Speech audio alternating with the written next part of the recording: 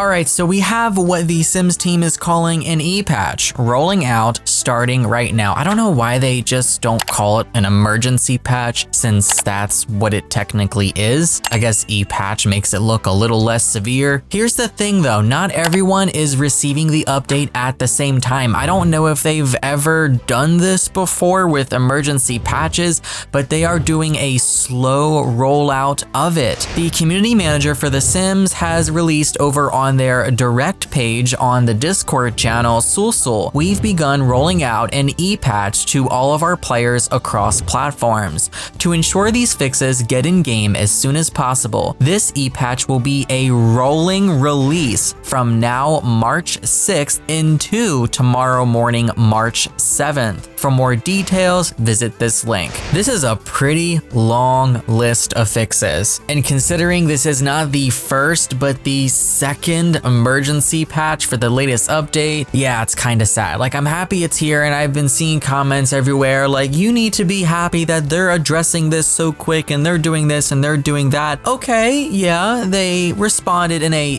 decent manner. They should have been a little bit faster.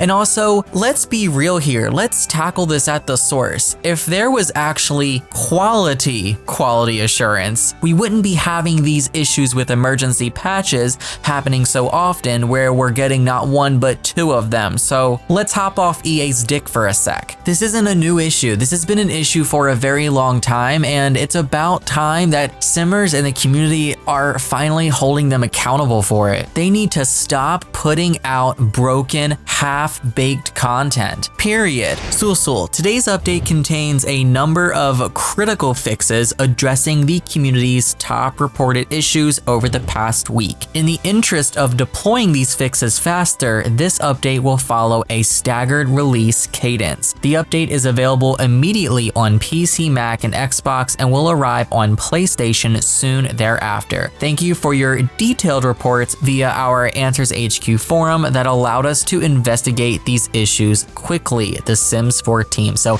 I guess that's the reasoning for them having this be a staggered release, is to get it out fast, which kind of doesn't make sense to me because the first emergency patch was not a staggered release and they got that out quick as hell. So there's got to be some other meaning to that. So for the base game, updated some performance optimizations that had caused certain moodlets to inadvertently be removed from Sims on load. Fixed a crash that would occur if a tooltip was triggered when in the hover state on objects within a Sims inventory. Fixed an issue with object picker UI menus that, when certain conditions were met, would interfere with Sims' ability to run various give interactions where objects would be given to other Sims. Once learned, the woohoo interests of other Sims will once again be displayed accurately in that Sims' profile panel. Literally, the only person that I want to give a shout out to here today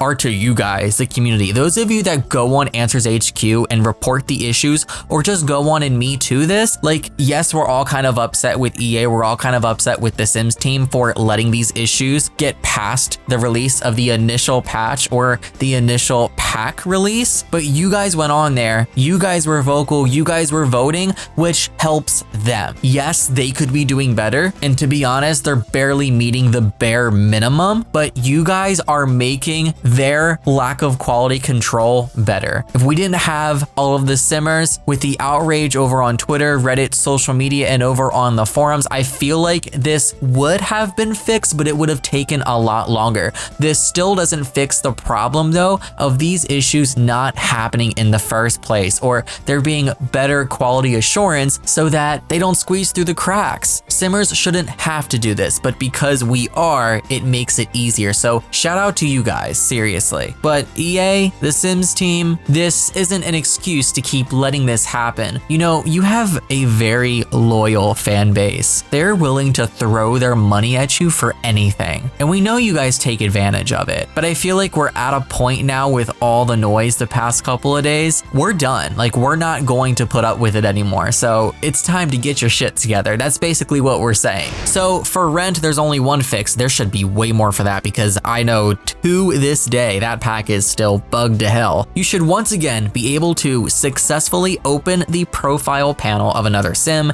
after eavesdropping on them and see any secrets that were learned about them. So for Crystal Creations, oh my gosh, there's a pretty big chunk, and this is very sad. Like, again, I feel like I'm just going back to the same discussion. How did this pack get released with all these issues? So they've corrected an issue where Sims' bodies would gradually change in size each time a Sim put on or took off crafted jewelry. This issue primarily affected teens, adults, and elders. There was minimal impact to young adults. While this issue no longer occurs, this update does not retroactively fix the appearance of Sims who had already been altered. There are two methods we can suggest for manually restoring your Sims. You can restore an older save file that was saved prior to any crafted jewelry being worn by your Sims. Right, but now they've lost their progress pretty much on everything else that they've changed besides the appearance of their Sim. So I'm sure Simmers probably wouldn't want to do that. On PC and Mac, visit our video guide or text guide for instructions on restoring older saves. On PlayStation and Xbox, select Load Game from the main menu and choose an older save file. Another option they have is you can take your Sim into cast by using the Change Sim interaction on a mirror or dresser and then manipulate your Sim's body to reasonably approximate their prior appearance. They said, we fucked up. Fix your Sim your damn self. Damn, that sucks. So if your Sim was manipulated, and I guess you saved your game after, whether you noticed it or didn't, honestly, most people probably didn't even notice until after they left Create a Sim. And when you're not zoomed all the way into your Sim, you're probably not gonna notice those details right away. So I'm sure many Simmers actually already saved their game. That's ridiculous. Like, come on. Geez, a lot of Simmers on Twitter were really right by saying, like, do not go into your saves. Like, do not play anything until this is fixed because, you know, if you saved it, you can't go back. For players with The Sims 4 Get to Work, crafted jewelry can now be sold at retail businesses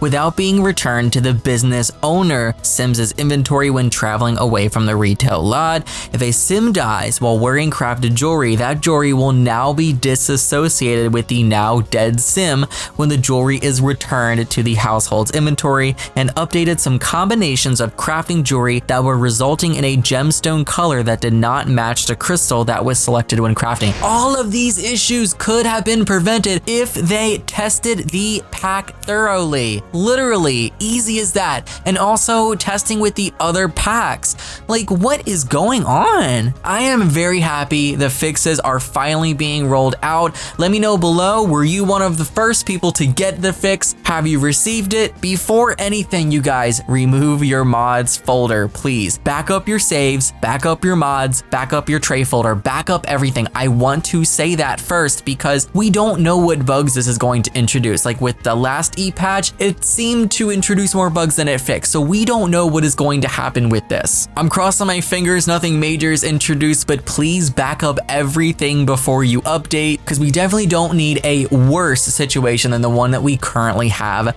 That's it for me. That's this update. Share your thoughts below. If you are getting your updates, back everything up. Let me know how it works. Are the issues that they described to be fixed? Are they actually fixed for you guys? Were more issues introduced? Are you also experiencing other issues that weren't mentioned and weren't fixed with this latest e-patch? Share those below as well. That's it from me. I love you all. Take care and happy life simming.